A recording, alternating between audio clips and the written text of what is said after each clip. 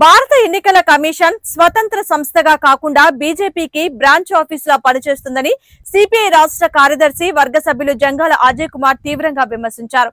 కొత్తపేటలోని CPI కార్యాలయంలో ఆయన విలేకరులతో మాట్లాడారు. ప్రజాస్వామ్యాన్ని రక్షించాల్సిన ఎన్నికల కమిషన్ స్వయంగా అధికార పార్టీకి అనుకూలంగా వ్యవహరించడం దేశానికి ప్రమాదకరమని ఆయన అన్నారు. ప్రధాని మోడీ నేతృత్వంలోని బీజేపీ ప్రభుత్వం ఓట్ల దొంగతనానికి పాల్పడుతుందన్నారు. దీనికి తోడ్పడుతున్న ఈసీపై క్రిమినల్ కేసులు పెట్టాలని డిమాండ్ చేశారు. ఓట్ల దొంగతనం ప్రజల హక్కుల్ని హరించడం ప్రజాస్వామ్య వ్యతిరేక చర్యలని ఆయన అభివర్ణించారు. సిపిఐ జిల్లా సహాయ కార్యదర్శి మేడా హనుమంతరావు మాట్లాడుతూ రాష్ట్ర కూటమి ప్రభుత్వం అధికారంలోకి రాకముందు ప్రభుత్వ రంగాల్ని రక్షిస్తామని చెప్పి అధికారంలోకి వచ్చిన తరువాత విశాఖ స్టీల్ ప్లాంట్, పర్యాటక రంగం, ఆసుపత్రులు, మెడికల్ కాలేజీల్ని ప్రైవేట్ ఫైనాన్స్ చేయడం దారుణమని మండిపడ్డారు. సిపిఐ రాష్ట్ర సమితి తరపున ధన్యవాదాలు తెలియజేస్తా ఉన్నా. ఈరోజు కేంద్రంలో నరేంద్ర మోడీ ప్రభుత్వం ఓట్లు దొంగతనం చేసి అధికారంలోకి వచ్చిందనేటటువంటిది జాతీయ స్థాయిలో తీవ్రమైనటువంటి ప్రచారం జరుగుతూ ఉంది. దాంట్లో వాస్తవం కూడా ఉన్నది. ఇవాళ దేశంలో ఉన్నటువంటి అనేక చోట్ల అక్కడ ప్రతిపక్షాలకు పడాల్సినటువంటి ఓట్లు ఏవైతే ఉన్నాయో ఆ ఓట్లన్నిటిని కూడా తొలగించి నరేంద్ర మోడీ బీజేపీ అలయన్స్లో ఎన్డీఏలో ఉన్నటువంటి భాగస్వాములకి పడేటటువంటి ఓట్లు ఉన్నటువంటి ఇళ్లలో అభివృద్ధిని అభివృద్ధి అభివృద్ధి అభివృద్ధి అంటే ఆస్తులు అమ్ముకోవడం అభివృద్ధా? ప్రభుత్వ రంగాన్ని ప్రైవేటు వ్యక్తుల చేతుల్లో దోచిపెట్టడం అభివృద్ధా? ఇవాళ ప్రైవేట్ హాస్పిటల్ పరిస్థితి ఎట్టుంది? ఠాగూర్ సినిమాను తలపించే పద్ధతుల్లో గుంటూరు నగరంలో ఉన్నటువంటి ప్రైవేట్ హాస్పిటల్స్ ఠాగూర్ సినిమాను తలపించే పద్ధతుల్లో అనేక హాస్పిటల్స్ ఉన్నాయి. వాటన్నిటి మీద సిపిఐ నిఘా బృందాన్ని కూడా పెడతాం. ఎక్కడెక్కడ 4 లక్షలు 5 లక్షలు ఖర్చు పెట్టించి చివరికి శవాన్ని తీసుకెళ్లేటప్పుడు 3 లక్షలు ఇవ్వండి, 4 లక్షలు ఇవ్వండి అని వాళ్ళని రాబందుల్లాగా పీక్కు తింటా ఉన్నారు. వాళ్ళు ఎవడు పెట్టనున్నారు మిమ్మల్ని? అదేమంటే మేము కోట్లు ఖర్చు పెట్టి బిల్డింగ్ కట్టాం, కోట్లు ఖర్చు పెట్టి ఎక్విప్మెంట్ పెట్టామని కొన్ని హాస్పిటల్, కార్పొరేట్ హాస్పిటల్ చెబుతూ ఉన్నాయి. మీరు ఎందుకు పెట్టారు? వ్యాపారం కోసం పెట్టారు. వ్యాపారం చేయండి, కానీ ధర్మం చూపించండి కొద్దిగా.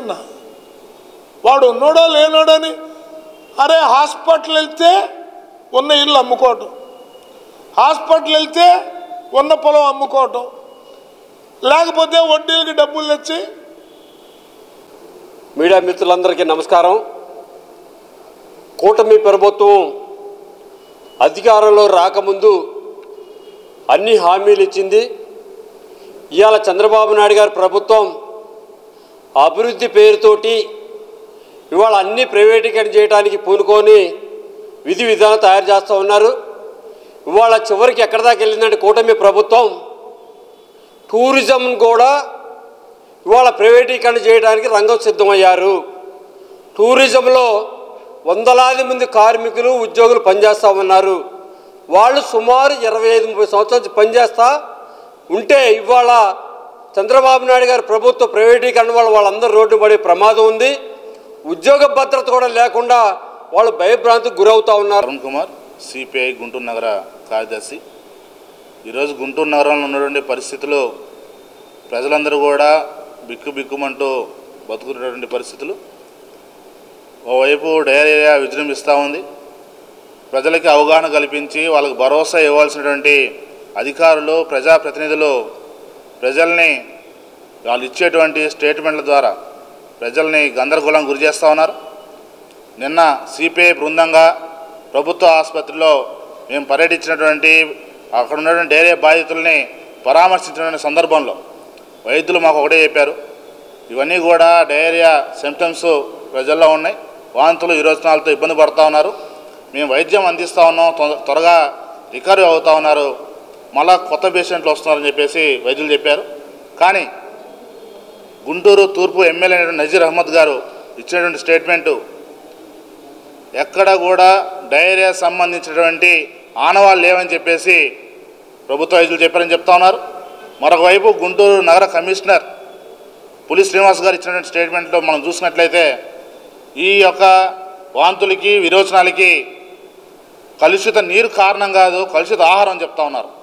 మేము ఒకటే అడుగుతా ఉన్నాం, ఈ గుంటూరు నగరంలో అనేక ప్రాంతాల నుంచి ప్రజలు వాంతులు విరోచనాలతో డయేరియా సింటమ్స్తో హాస్పిటల్కి ఎందుకు వస్తూ ఉన్నారు? గుంటూరు ప్రభుత్వ వైద్యశాలలో ప్రత్యేకమైనటువంటి ఒక హాల్ని ఎందుకు ఏర్పాటు చేశారు?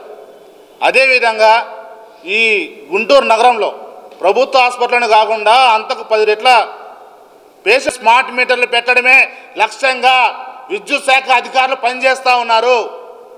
అది ఎంతవరకు భావ్యమని చెప్పేసి సిపిఐగా అడుగుతా ఉన్నాం. ప్రజలు తిరుగుబడి మీ మీద ప్రత్యక్షంగా దాడులు చేసేటువంటి పరిస్థితులు మీరు తీసుకొని రామాకండి.